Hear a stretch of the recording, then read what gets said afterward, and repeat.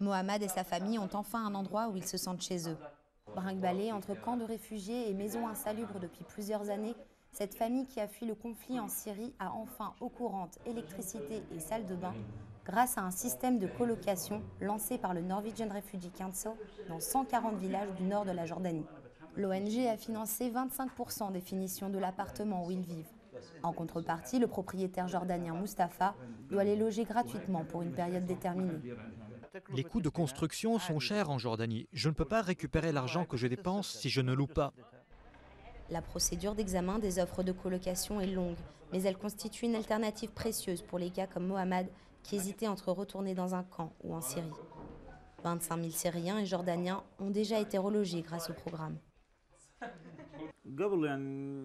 Avant, je devais me soucier de trouver un travail pour payer le loyer ainsi que les dépenses de ma famille. Grâce à l'aide du Norwegian Refugee Council, je n'ai plus à payer de loyer. Depuis le début du conflit syrien en 2011, le nombre de réfugiés en Jordanie a explosé. Le projet de colocation permet aussi d'aider l'économie locale, plombée par des loyers et un taux de chômage des jeunes élevé. Cet autre bénéficiaire jordanien construit sa nouvelle maison, qui accueillera bientôt des familles de réfugiés.